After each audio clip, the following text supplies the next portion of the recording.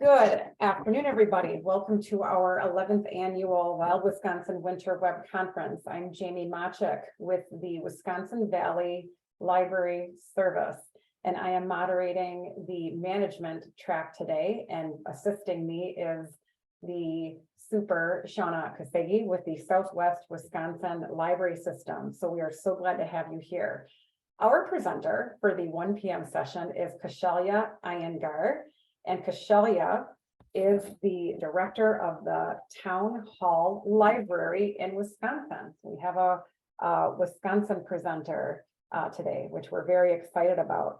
And Kashelya is going to be talking about things that a new library director should know. So Kashelya, whenever you're ready, please begin. Good afternoon, everyone. I'm Kashelya Iyengar. Today, I'm going to present 15 things a new library director should know. Maybe you are a new director, or maybe you want to be a director. I have some tips. So before beginning my presentation, I would like to ask a question. And you can answer in the chat. In what areas are you struggling the most as a new director? Staffing, working with your board and friends, challenging users, library policies, dealing with stress, budgeting. You have about 10 seconds to answer this, and then we'll take it from there. Thank you. All right, so in the chat, we're seeing a lot of budgeting, board and friends, stress, budgeting, getting it all done, policies, stress, staffing, board and friends, many hats. Don says, I've been a director for 19 years and still everything. All right. So that gives you some idea, Kashelya. Yeah, thank you for sharing this. Guess what? All of these will be covered and more tips. Hopefully they'll be helpful to you. All right. A little about me. I'm a library director since 2020 at Town Hall Library in North Lake, Wisconsin. Our serving population is about 8,500, and our circulation is about 60,000 per year. I have 21 staff, and 4 of them are full-time employees. We are part of the Bridges Library System, which consists of 24 libraries. We are Waukesha County Libraries and Jefferson County Libraries. In the beginning, I was a library associate 22 years ago. I started my career in Almond, Wisconsin, which is part of the Portage County Public Library System. And I was it there. I was just the only employee. We were open like 3 days per week. I had a supervisor. She was also responsible for other branches. So she would come once or twice a week to oversee all the operations. So I learned a lot there. It was the beginning of my library career, and I enjoyed it thoroughly. So when a children's library assistant position came up in the main branch, I just moved there, and I worked as a children's library assistant for 10 years at Portage County Library in Stevens Point. That's when I just fell in love with my job. I said, I have to do my MLIS so I can be a children's librarian. And I did my MLIS, and then I found a full-time librarian position at Waukesha Public Library, and I was there for 7 years as a children's librarian, which was lots of fun. And then I wanted to challenge myself, and I said, maybe I can be a director. We are going to talk more about it in my later slides, so let's move on. I know some of you said staffing. Staffing is the most important of any library, correct? We all know that. So one tip I would like to give you all is make sure that you're training your staff according to your community needs. You can do this if you're a new person like me to the town and you don't know your community. It is very difficult to understand. So what I did first was I sent some surveys to my community. I talked to the patrons when they walked in. I talked to the long-term staff to know my community. So there are several ways you can gather information, and accordingly you can customize your programs and services. So you know that you are meeting what they need. Train your staff on your library policies so they stay consistent. If your procedures and your code of conduct or your library personnel policies or library policies are ambiguous and you are not implementing them consistently, then there's going to be conflict among staff, among patrons, and it's going to be chaotic. So make sure that you have your policies and procedures in place. Give your staff excellent tools and resources so that they can perform their everyday job well. Send them to trainings, webinars, conferences. There are so many webinars which are free and it's really beneficial. It's mutually beneficial, actually. If you train your staff well, they not only develop themselves professionally, but they also in turn help your community. So it's mutually beneficial. Cross-train your staff with different duties, which will give them variety. And in absence of a staff, you have coverage. I really, really emphasize on this because if you're in a big library, you have many staff in many departments. But when you are in a small library like me, some days your staff may call in or you may have shortage of staff because you're still hiring and you still need to provide the programs and services. So it would be really beneficial if you cross-train so that somebody else can step in and do the job what is needed that day. For example, in my library, we only have one cataloger and then another one is 10 hours of cataloging assistant. So all the new books need to be processed and the book needs to be repaired, they need to be shelved. So we have, I just call them processing department if it's the same people from my circ staff who showed interest that they would like to learn about book repair or they would like to learn about book processing. So once the cataloger does her cataloging, other people help her do the processing part of it, and so that the books go on the shelf on time. So it really helped me see the strengths and weaknesses of my staff and gave me the opportunity to not only to me, but also to my staff to express their talents. So it's very important to cross-train them. When you're building a team, make sure that they understand your community. And again, the same thing we should do, surveys, talking to local people, talking to the patrons, talking to long-term staff. But when you are building a new team, it's very important that they are congenial to the library and to the community. If MLIS is not required, I would like to recruit local so they understand the community. They already know people from your community and they know what they need. So it's very important that you when you're training and building your team, you keep that in mind when you're hiring people. Build a team that understands the local community and their needs, and they care about each other and love working in a team environment. Make sure you would be a good example in doing duties that you want your staff to do.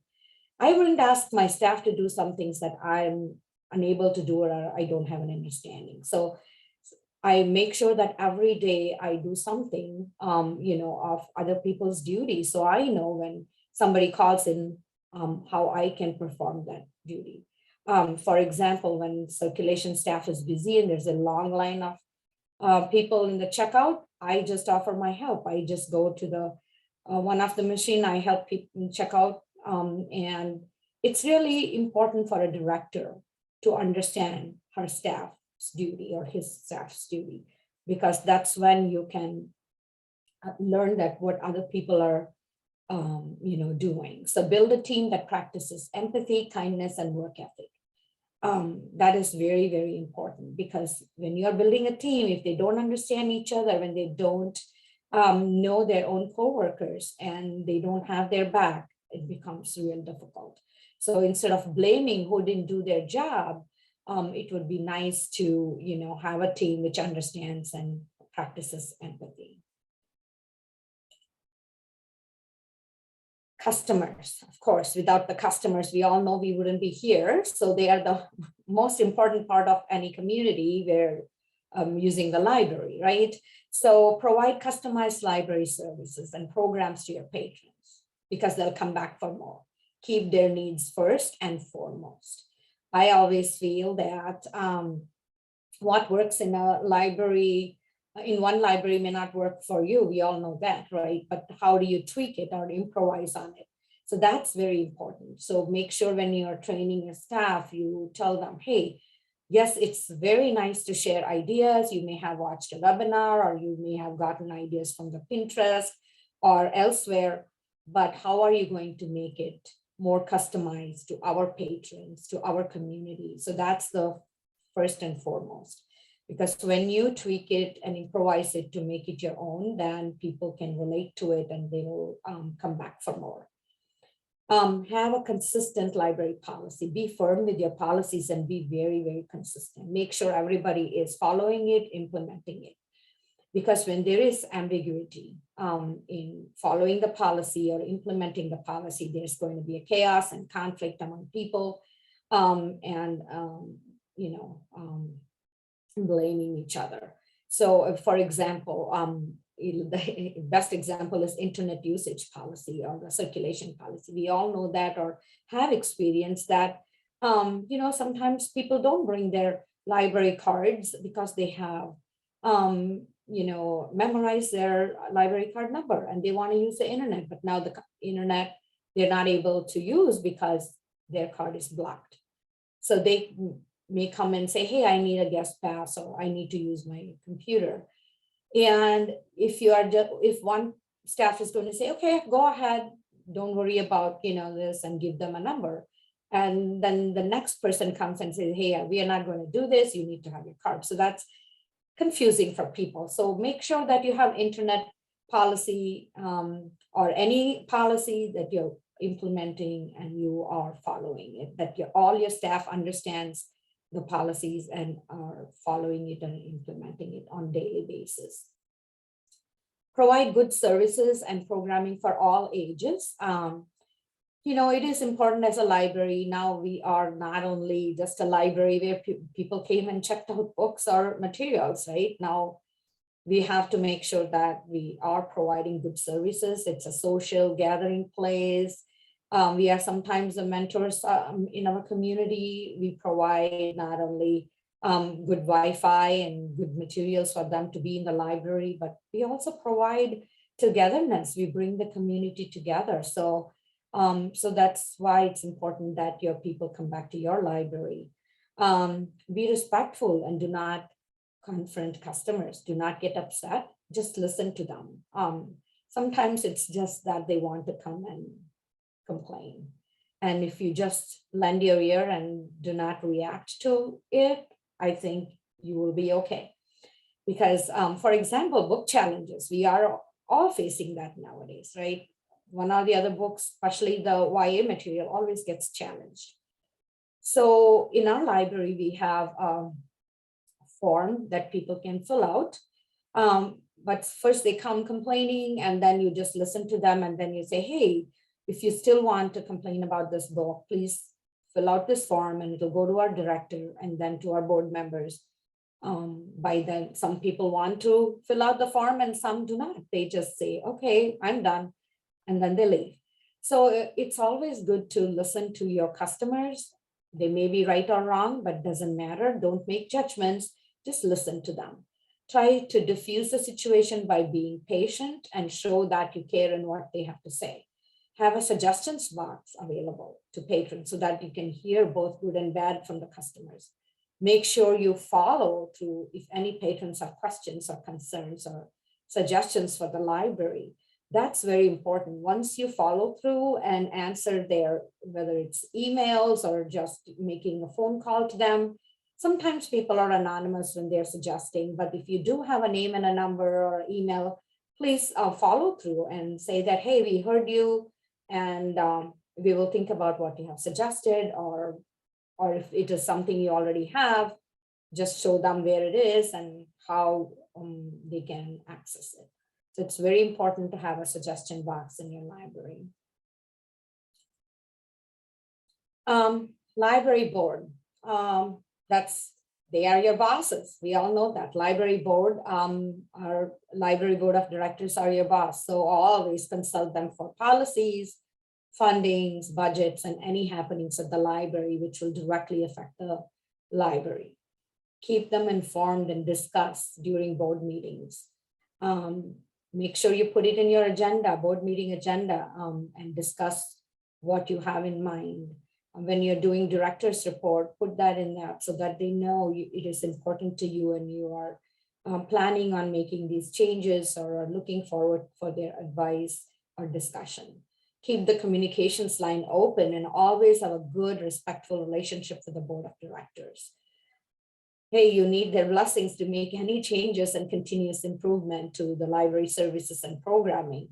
So it is important that you have open communication, good communication, and good relationship with your board of directors. Make sure that they know their bylaws, and then discuss them openly, give a copy of bylaws to them, because it's important when you acquire new board members to your board, that they are on the same page, they understand the community and the needs and the bylaws. One more thing I would like to say is make sure that your strategic plans are in place, because that's part of the most important building operations, right? As a director, you are responsible that there is a strategic plan in place. So evaluate from the old plans to see what were implemented, what needs to be done. Analyze it, include input from the patrons and staff, send a survey to the community, and based on what you see, what they want or what they need, create your strategic plan. Form a committee using people from your community, from your board, from your friends of the library, from your foundation of the library, staff members, and always have a young adult representative, because it's very important that you include all ages and look at the library plan from everyone's perspective. We had a young adult shelver whom we included in our plans, and it was very interesting to see what she had to say. And we included some of her input, and which was really valuable to us and to the community whom we serve. I would suggest doing plans for 3 to 4 years than 5 or longer, because you know what happens. Things change, plans change. Sometimes things work out, sometimes they don't. So shorter plans like 3 or 4 actually is beneficial, because then you can go back and see what needs to be done, what can be implemented, or if things have changed and you need to change your plans, it can be done. So always look at your strategic plans when you are making any changes to the library, and include and form a committee that works for everyone, especially the stakeholders. Friends and foundation of the library. Before becoming director, I just knew that friends of the library helped us out with lots of, our programming funding. But when I became the director, I get to work with them directly and attend their meetings and see how they come up with their ideas. And it's really very interesting to, see and guide them in what other libraries are doing too, and share ideas. Friends of the Library is a group of volunteers, and we should be very grateful that they like to lend their time in benefit of the library. So they help fundraise for programming from their book sales and other fundraisers. When the allotted budget is not sufficient, operating budget is not sufficient, then you request your friends to fund some programs. For us, our friends of the library help us with the summer reading program every year. They help us raise money for speaker funds. When we want some special author presentation at the library, they even funded our yoga program at the library. So friends of the library are great fundraisers. So Make sure that you have good relationship with them and you attend their meetings and tell them about all the library happenings and programmings so that in return they can help you. We have a library foundation. It was established when they were renovating and adding to our library. So if you have a foundation, it's great because they will help you with capital project fundraising. So when we renovated our library and we added the first edition to our library, they raised millions of dollars and it was great. And then we did a second renovation and added children's services in our library. We had a very small room, I believe, before 2013, but our foundation raised money to build a whole youth services area, which is beautiful. Recently, they helped us with ramp repairs and replacement of the front door. So every time we have any capital projects or improvement, we ask our foundation to help us with the funding, and they've been a great group of, again, volunteers who help you out with any kind of fundraising. Have a good relationship with them, attend their meetings, and then keep them in communication loop. Policies, of course, we all have, we know about our library policies, personnel policies, and general procedures of the library. But as a director, you are the one who have to always update your policies or look at them and see what makes sense, if you need tweaking or improvising, but you can't do it alone, right? Every library must have personnel and general library policies. So you sit down with the board members, you come up and create policies, you get their approval, and then you can publish them. But make sure that they are updated every few years so that some of them could be relevant to times, or maybe things changed in your community, in your municipality, and you need to update your policy. So make sure it's always updated and it's always approved by your board members before you publish it.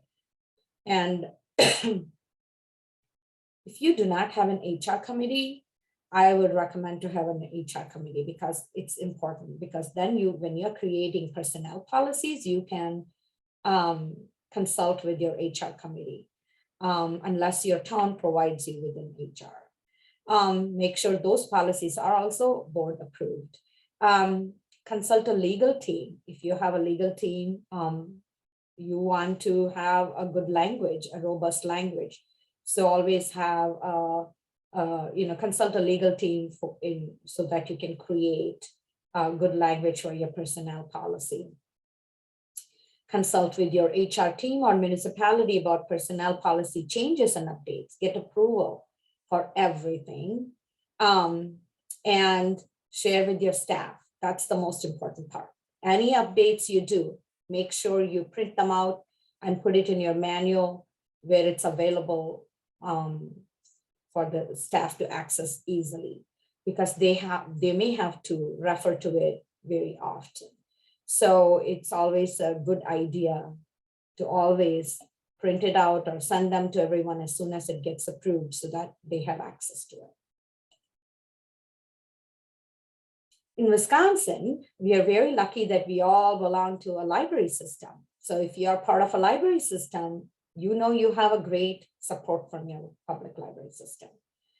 Just like ours, we belong to Bridges Library System, and they are a great help, because when I became a new director, they assigned me a mentor, and I was very happy because then, we are all nervous in the beginning. We don't know what we got into, what we are doing.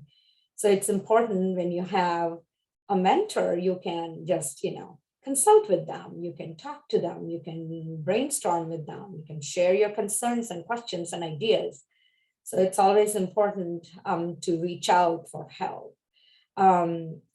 Like in my library system, we meet every month with a group of directors and then we share ideas, concerns, issues, because it is sometimes being a director is a lonely job, and you need healthy support from other library directors in your system who may have good advice for you. I especially value my library system for all the help I can get during annual reporting season, right? Right now, we are right in the middle of it. They just got open yesterday. So we are gathering all the statistics and information to do our annual reports now. So our system library is great because they already not only give us the ILS support with statistics and all that, but they also help you with how to do them. So, and I always would recommend reaching out to your system library directors so that you get great help.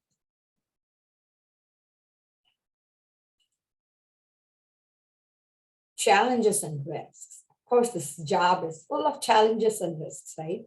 Like every other job comes with some risks. This job especially comes with many risks because you're wearing many hats. Unless you take risks in how you want to manage your library, you wouldn't know the challenges you will face. Whether it's collection development, making organizational changes, or anything which was going smoothly, and now you want to make some improvements to the library and you're making changes or taking risks, and everybody's mad at you, right? Then you are questioning yourself. But take risks, otherwise you would never reap the benefits or rewards from it, right? I took my biggest risk when I accepted being a director smack in the middle of pandemic. So call me crazy, but I took the risk and I was so nervous and I faced many challenges from staffing to implementing mask policy, etc. But I took it. I was so comfortable being a children's librarian, singing and dancing and telling stories, right? But then I thought, I'm ready for a change. I'm ready for a challenge. I'm going to take this risk. And I'm glad I took it. I'm enjoying my job now after finally 2 years because, now I know at least I know a little bit of what I'm doing. And yeah, some projects may be very successful, but some may not be successful, but you will learn to tweak and improvise on it. So take the risk and see what happens. Unless you take it, you wouldn't know.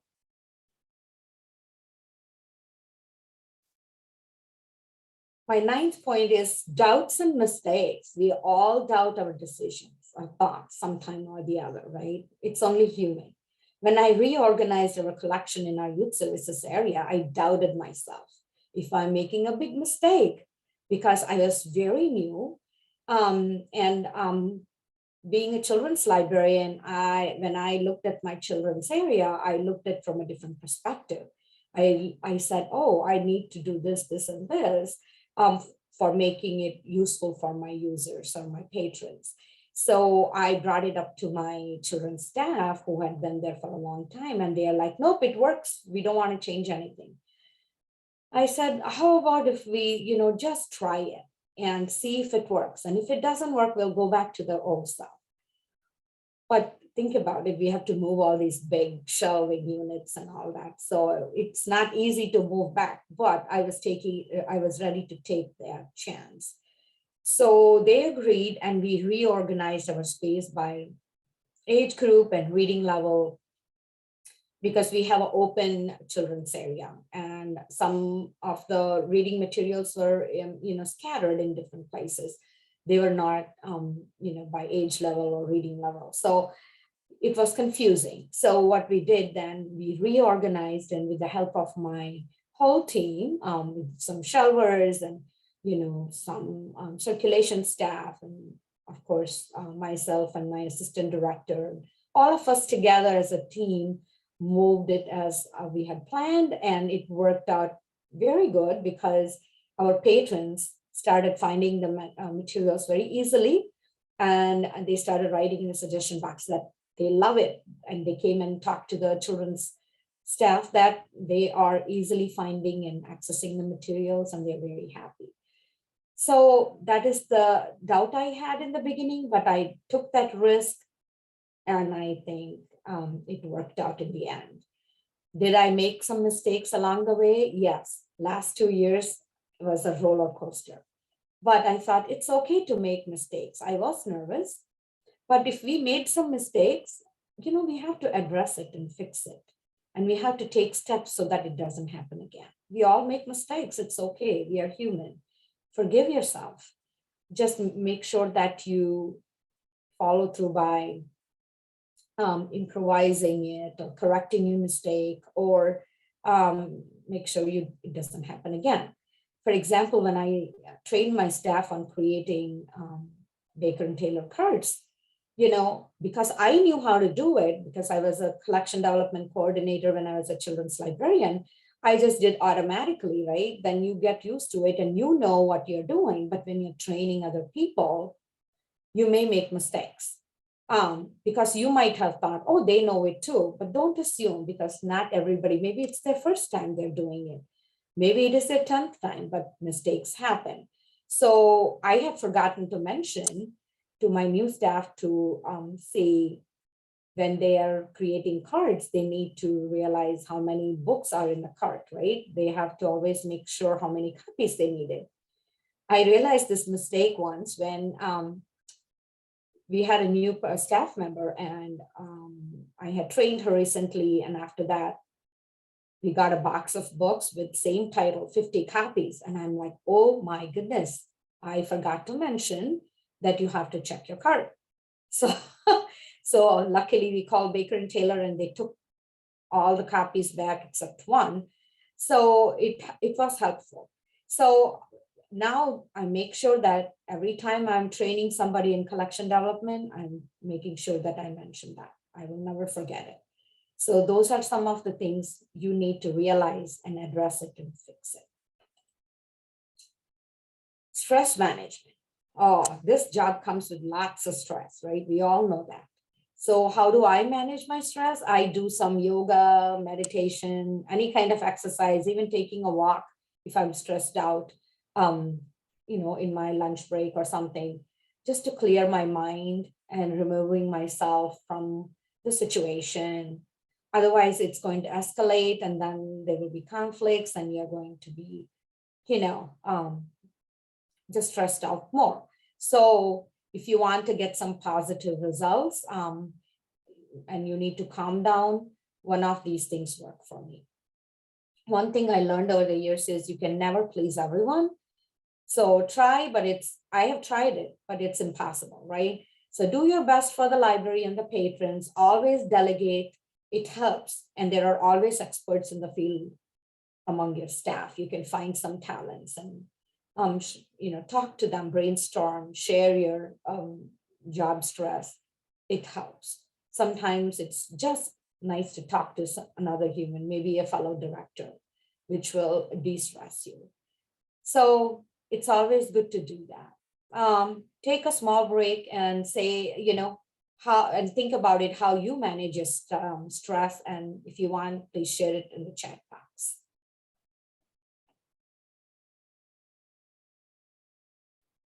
A couple of minutes. So while people are thinking about that, Vishalya, we did have a couple of questions come in. I thought this might be an okay time to address some of those. Sure. One of them is, do you have any advice for encouraging your board to work on a long overdue strategic plan? Our plan is several years expired, but I'm not getting a response to requests to form a committee and work on it. I think, yes, sometimes board doesn't realize that it's their duty to actually take the action of, okay, we have to get on with it and, do it.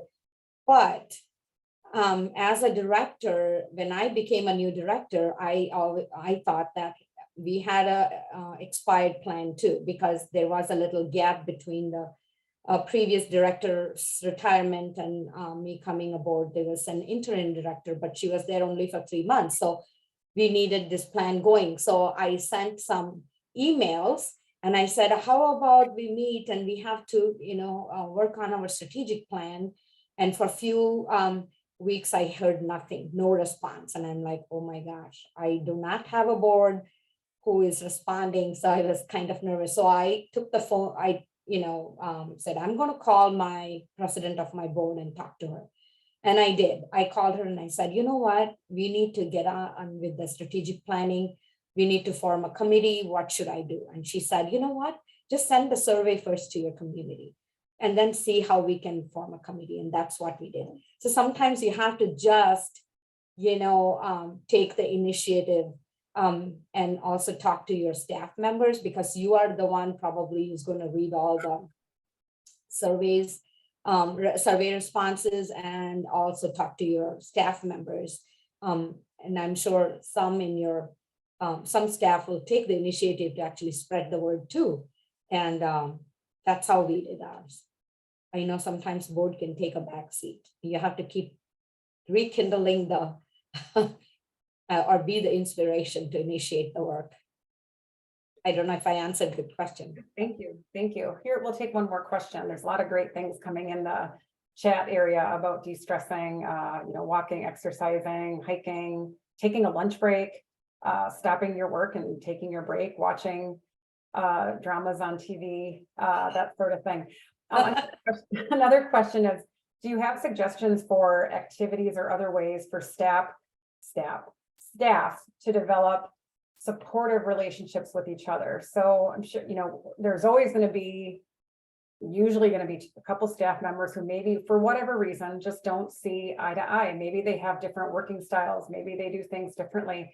How, as a director, can you improve those relationships, or better support them, or convince people to be more supportive of each other? We are going to talk about it a little bit in the conflict resolution later on in later slide. But I do suggest that when you do your staff development day or an in-service day, do a fun activity where they are like teammates. I know it's kind of mean to say that, but have two people who do not get along very well be in the same team.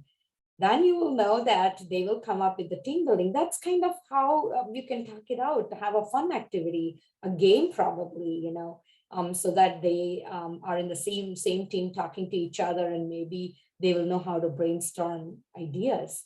So that would be my one suggestion. It's always fun. We always have a fun activity in the afternoon. Morning we do some presentations and some other things we learn.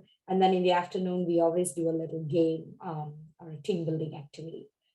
It could be like disc colors, or, one thing I'm planning to do is, which I got the idea from WLA when I attended last fall.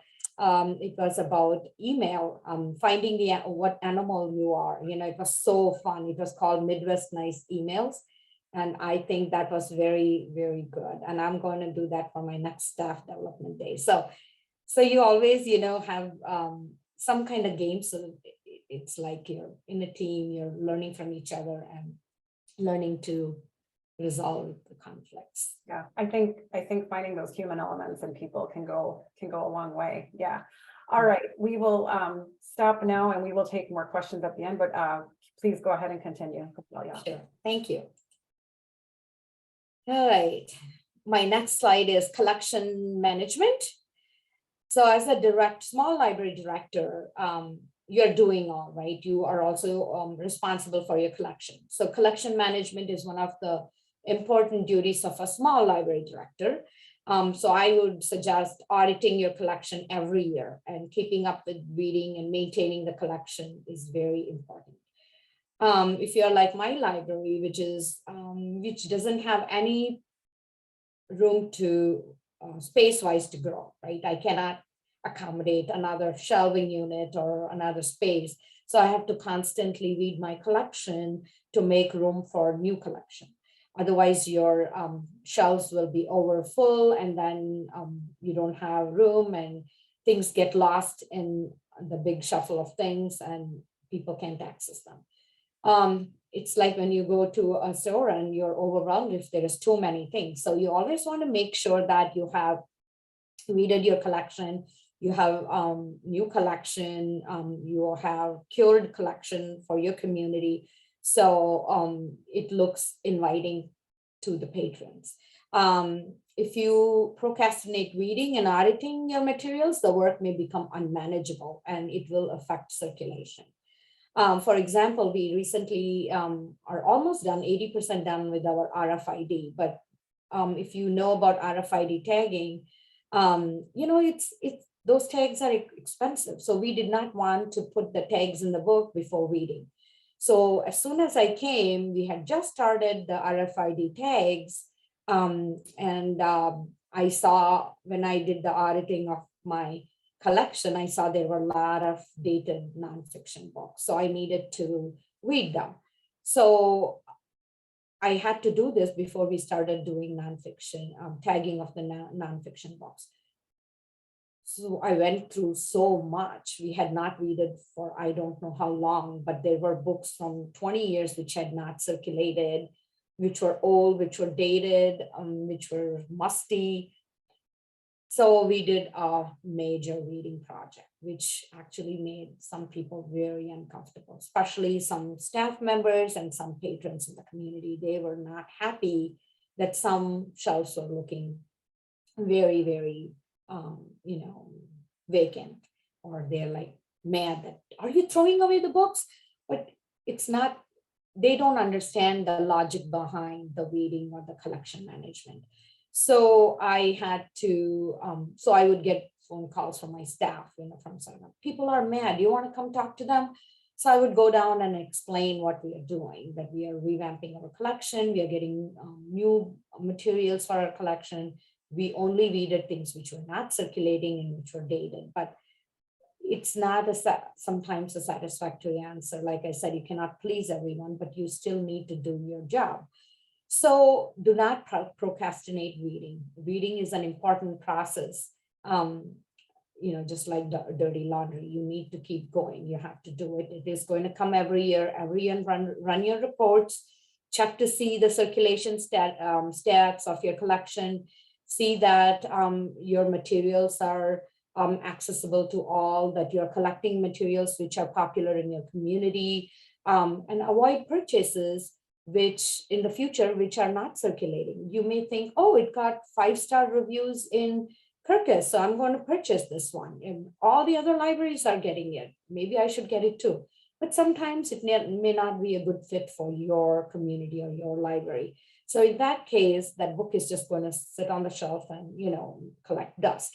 So make sure that you know your collection. When you run reports, you are learning so much. When you're reading your collection, you're learning so much. So always make sure that you are, running reports and auditing your collection.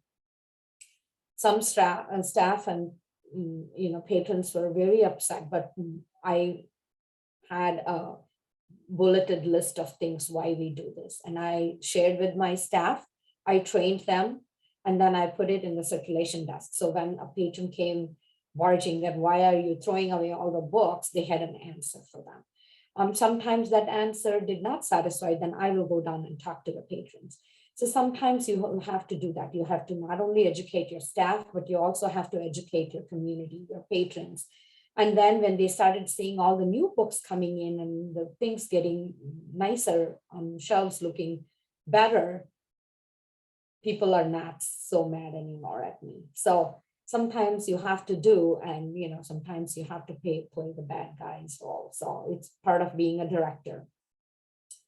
And it is important to purchase popular titles or authors, but it is equally important to study your community needs to fulfill the collection requirements. Each community is different, right? What works in one library may not work in yours. So make sure that you have some things what your community needs and what they like to read. That's why we also did a survey, and we came to know what people's likes and dislikes are. Or talk to people, when take rounds, walk around and talk to your patrons, you will get an idea.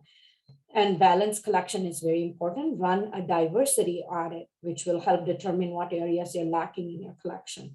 As a library, you provide for everyone. Library is here for everyone. So make sure that you have diversity in your collection. Otherwise, it's a good time to, again, auditing will make you realize where you're lacking, and then you can build that collection.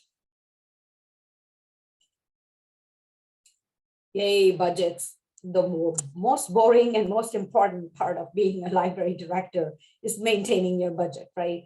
You have to create your budget with the help of your library board and your municipality or city, because you need money from both. I mean, of course, board, you need their advice. And then you create your budget, and then you need their approval for the budget for the following year. So make sure that you include, the most, prioritize your list. Of course, other than the regular material budget and the wages and benefits and, all that, if you have extra money, how are you going to allocate that money to the most important or the priority in your list? Sometimes you don't have that extra money. That's when you can request friends of the library to help you out, or your foundation if it is a capital project. So it's always important that you balance your budget, and do not get stressed out, because I know that during the budget season, we all get so stressed. But if you have help, if there are experts, either in your city or municipality or among your board members, please get their help, and you can consult with your other fellow directors. And one more thing you need to know is municipality plays a very important role in your budget building, right? So always have good relationship with them, with the municipal officials. Get to know them, go attend their meeting, and go talk about the library needs and what your community needs, and what are you going to do with the budget? Why do you need extra money? Or what do the libraries do for your community? Believe me, some of those municipal people do not even have library cards. So it's very important that you go and talk to them and build a good relationship. And of course, you can write grants to, fulfill the gaps, right? We got STEAM to Go kits last year, and we got funded by Milwaukee too. So it was kind of really nice. Sometimes there are so many grants available out there. You just have to have time and research them and, write grants. Sometimes they work, sometimes they don't. So always make sure that you are trying different avenues to get some budget, so that you can run your library. Of course, building operations. Before becoming a director, I knew some things I will be doing, but I did not know to what depth I will be fulfilling these duties. Because you do wear multiple hats if you're a small library director. And be prepared to step up and step in any role you need on a particular day. It will be different each day, right? One day you are doing custodian duties because your custodian called in and you don't have a custodian. For example, you're still hiring a custodian, or one day you're a storyteller if you do not mind doing story times. You could be a maintenance crew, wearing different hats becomes necessary on everyday basis. For example, I learned so much about boiler recently. Just before winter, in October, our boiler started acting up, and because we did not have heat and hot water. So I did not know anything about it. I said, oh, I'll just call somebody and get a boiler fix. I had to do so much research. I did not know that you have to put bids for that. If it's an emergency, sometimes you can, maybe with the blessings of your municipality, bypass that. But I learned so much about boilers. And not that I'm an expert now, but I know enough now to how to tackle that part of the problem. Because I was a children's librarian, I can do lapse story times, because when my staff called in, I said, we are not going to cancel the program, we are going to do it. I'm going to do the lapse program. So it's always nice if you are able to fulfill that role for that day. If not, you might know somebody who has that strength or talent among your staff who can fulfill that role. So you'll always be the person who are, wearing multiple hats on a particular day to do whatever it takes to run your library. Be available and be ready for any operations of the library. It doesn't look good when you say, oh, I can't do it, I'm too busy. we can't say that. We need to find somebody who else will do that job for the day if you are busy. So make sure that you are ready for any role to play on a particular day. Here's where we'll talk about the conflict resolution. It's a really hard subject, right? You can manage things, you can manage programs, you can manage services, but when it comes to personnel management, it is very important, but very difficult task as a library director. There is a delicate line when handling conflicting situations. Be aware of personnel policies. That's where you need to have updated personnel policies, which you came up with the help of your board members and your HR committee and a legal team, right? Because those conflicting situations, if you're not aware of your personnel policies, it's going to be difficult. So make sure that it is in place and you're following it and you're implementing it, whatever your policies are. And if you do not have an HR committee, form a committee. We don't have an HR from our municipality. So when we had a conflicting situation, I didn't know where to go. I called my board members and we talked. And then that's when they said there were 3 or 4 people in that committee who had a job, which was their HR job, and they were aware of the rules and they were willing to be the HR committee. So 3 members of my board members formed a committee, and every time we have any personnel related questions or issues, we meet and we resolve that issue. So it's very important that just because you don't have it from your city or municipality, you don't have an HR. You can always form a committee. And then create robust conflict resolution policies. Borrow correct language from your other libraries in your system, or ask employment lawyer. We don't have an employment lawyer in our town, so we had to hire somebody. So always make sure that you are covering all your bases. Listen to all perspectives and do not take sides as a director. Be neutral, even if you know who is at fault. Document. Everything needs to be documented at the right time and at the right after the incident taking place, because it's important to always document everything. Sorry, I had one more thing to say.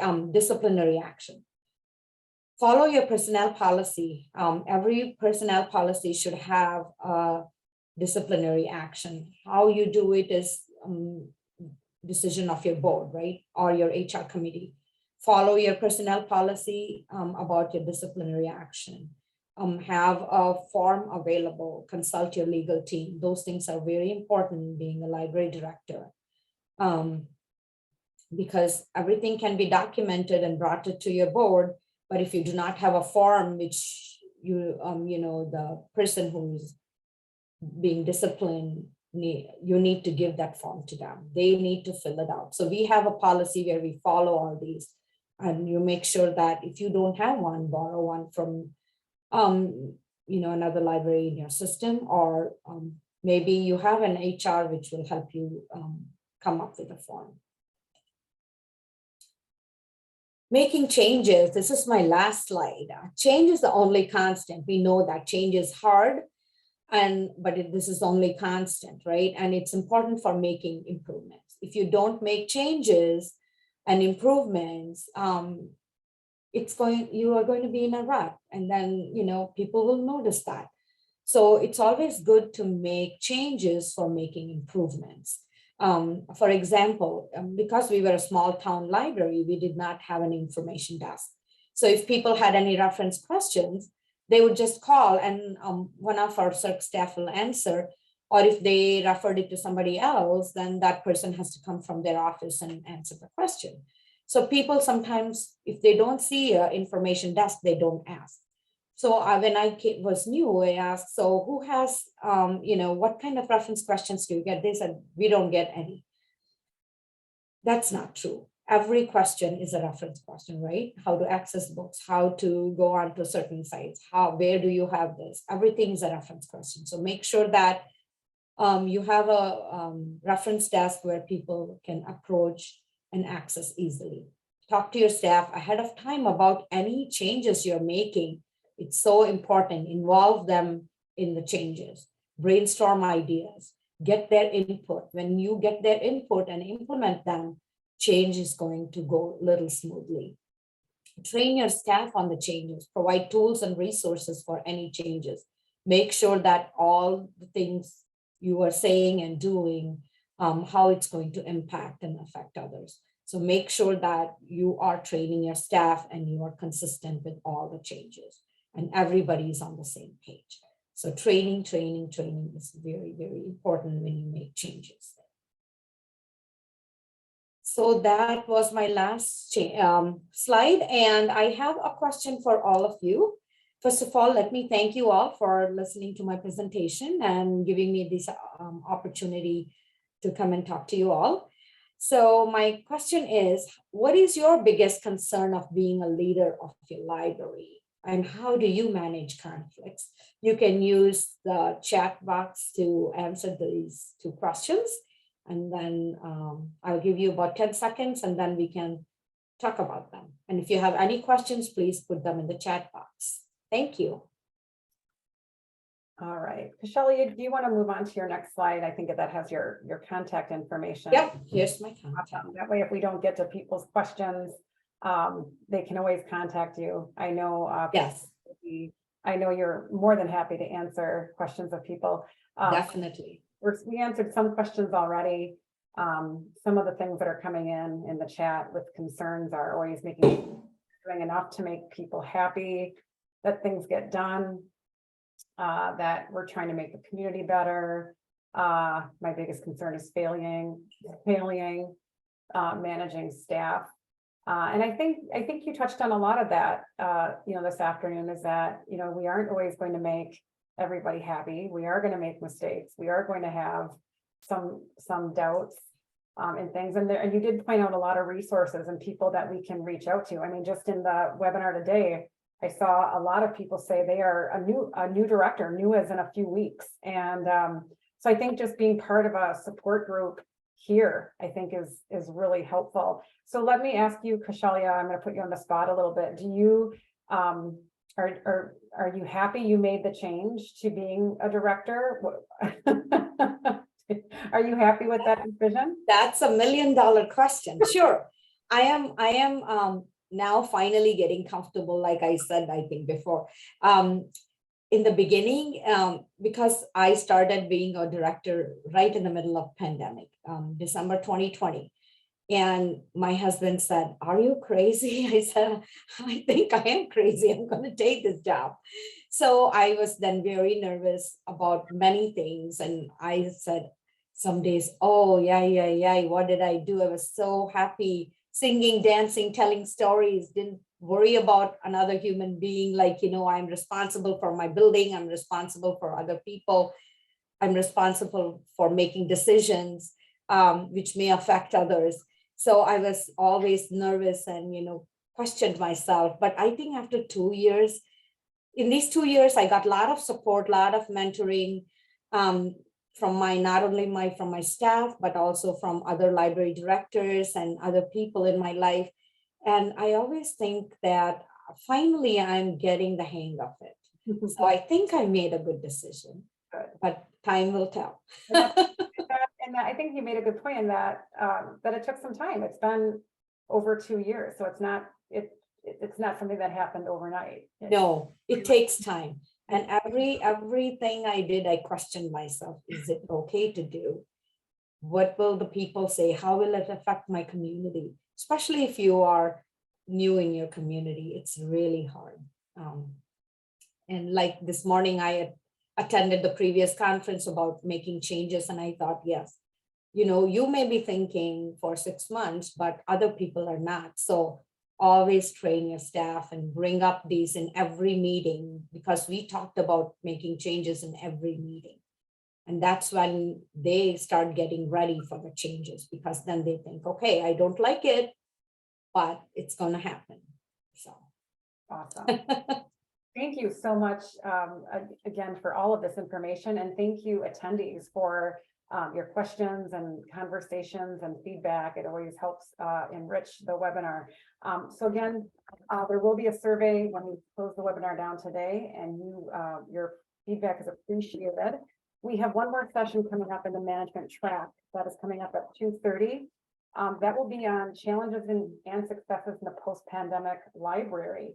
So hopefully we will see most of you then. If not, I hope you have a great rest of your afternoon and day. So long. Thank you all. Have a good afternoon.